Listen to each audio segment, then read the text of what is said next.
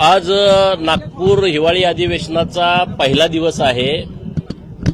महाराष्ट्रातील सर्वसामान्य जनतेच्या आयुष्यामध्ये आमूलाग्र बदल होण्याच्या दृष्टिकोनातून सरकारकडून जी काही मदत अपेक्षित आहे ते माननीय देवाभाऊंच्या नेतृत्वामध्ये नव्यानं वेगवेगळे प्रयत्न करणारं हे अधिवेशन असणार आहे। महाराष्ट्रामध्ये गेल्या वर्षभरामध्ये पायाभूत सुविधा निर्माण करण्यामध्ये सरकार अत्यंत अग्रेसर आहे।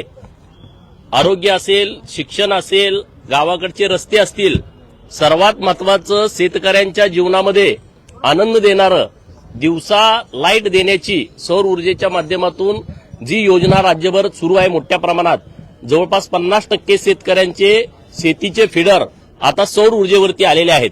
असे क्रांतिकारी निर्णय गेल्या वर्षभरात झालेत।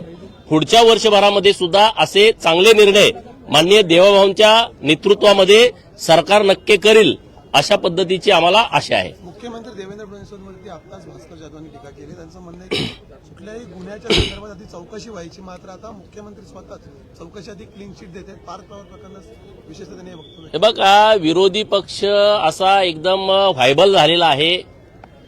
विरोधी पक्ष नेतेपद मिळत नाही या भावनेतून यांची मानसिकता पूर्णपणे बिघडलेली आहे। परंतु विरोधी पक्षातल्या सन्माननीय सदस्यांच्या लक्षात येत नाही, आपण लोकशाही असणाऱ्या राज्यामध्ये राहतो, लोकशाही असणाऱ्या देशामध्ये राहतो। संविधानाने काही नियम घालून दिलेले आहेत। महाराष्ट्रातील जनतेने जर तुम्हाला स्वीकारलं नसेल तर तुम्ही असं राग व्यक्त करण्यात काही अर्थ आहे असं मला वाटत नाही। राज्याचे मुख्यमंत्री अत्यंत सक्षम आहेत, त्यांना कुणी सल्ले देण्याची अजिबात गरज नाही। परंतु पार्थ पवार प्रकरणामध्ये जाणीवपूर्वक चालढकल केली जाते असं तुम्हाला वाटत नाही का? कारण प्रकरण समोरून 1 महिना झाला, यामध्ये तथ्य आहे हे देखील समोर आलं, तरी सुद्धा अद्याप दिग्विजय किंवा पार्थ पवार माननीय मुख्यमंत्री महोदयांनी याबद्दलचे स्पष्ट संकेत दिलेले आहेत, स्पष्ट सूचना दिलेल्या आहेत। जे कोणी या प्रकरणामध्ये दोषी असतील त्यांच्यावरती कारवाई होईल। माननीय मुख्यमंत्री महोदयांनी स्पष्ट आदेश दिल्याच्या नंतर त्यावरती काही मत व्यक्त करावं असं मला अजिबात वाटत नाही। वेगळे नाही तर ते राजकीय एकत्र डान्स करतायत असा आरोप सभापती राम शिंदे यांनी केला आहे।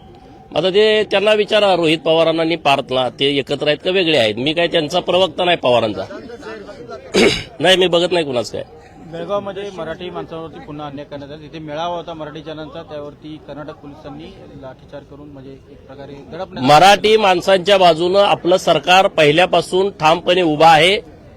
तिथं जर कुठं अन्याय झाला असेल तर नक्कीच आपलं सरकार दखल घेऊन त्या कर्नाटक सरकारशी बोलेल आणि मराठी भाषिकांच्या बाजूनं ठामपणे आपलं सरकार भूमिका घेईल। दक्षिण आफ्रिकेतून जे सोयाबीन येथे आयात करण्याचा निर्णय झालेला आहे, त्यामुळे आता मुद्दाम शेतकरी नाराज आहेत, कमी भाव देखील होणार नाही। ते आता सदाभाऊ बोलतील, मला याविषयी इतकी माहिती नाही। तुम्हीच आता सांगितलं तर आमचे मित्र आहेत शेतकऱ्यांच्या विषयावरती, परंतु या महाराष्ट्रातल्या आणि देशातल्या शेतकऱ्यांना अडचण होणार नाही अशा पद्धतीची भूमिका माननीय नरेंद्र मोदी साहेब घेतील। सर, नागपूरमध्ये गुप्तचर यंत्रणेने हिवाळी अधिवेशनामध्ये विशेषतः गुलाबी दंडीची फार चर्चा असते, तुम्ही कसं फील करताय? तुम्ही जसं करताय तसंच करतोय। सर